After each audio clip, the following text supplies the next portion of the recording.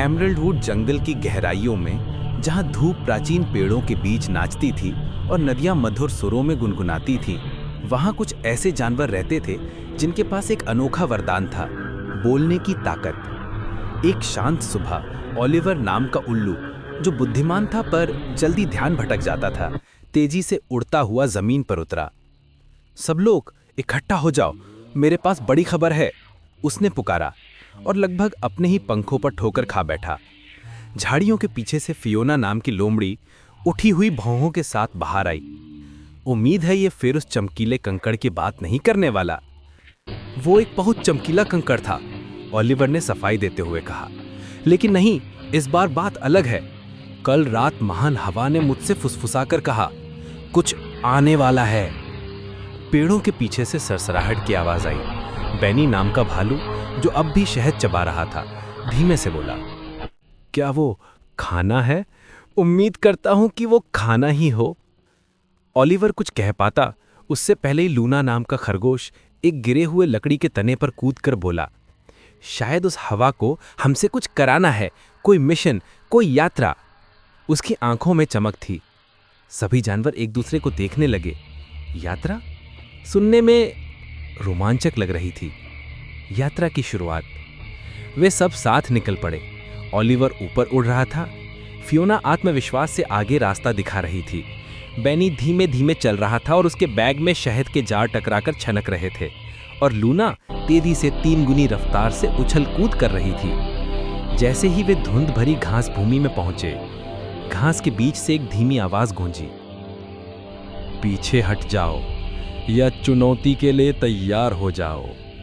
बेनी ने घबराकर कहा, मैं पीछे हटने के हक में वोट देता हूं। लेकिन लूना एक कदम आगे बढ़ी, हम चुनौती स्वीकार करते हैं। उसी पल एक चमकदार तितली सामने प्रकट हुई, घास भूमि की रक्षक या गार्जियन ऑफ द मेडो। उसने कहा, अगर आगे जाना है तो एक पहेली का जवाब देना होगा। अगर नहीं दे पाए तो ये मैदान तुम्हें कभी नहीं जाने देगा।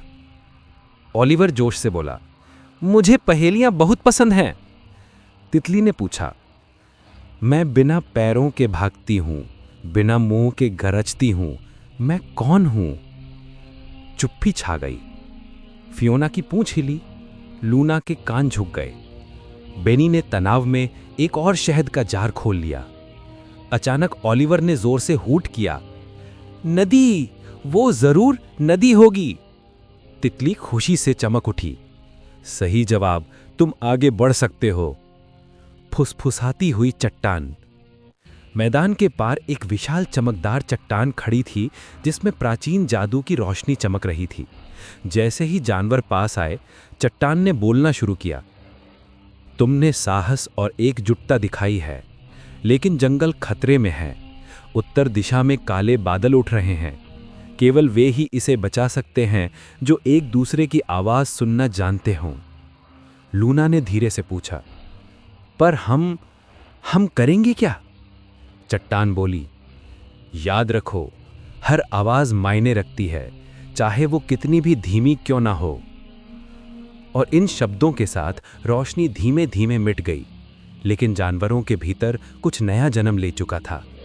ताकत, एकता, उम्मीद, एक वादा। वे सब एमरल्डवुड लौटे, बदल चुके थे। बेनी ने शहद का जार उठाया, दोस्ती के नाम। फियोना मुस्कुराई, हिम्मत के नाम। ओलिवर ने अपने पंख फड़फड़ाए, और चमकीले कंकड़ के लिए भी। सबने हंस दिया।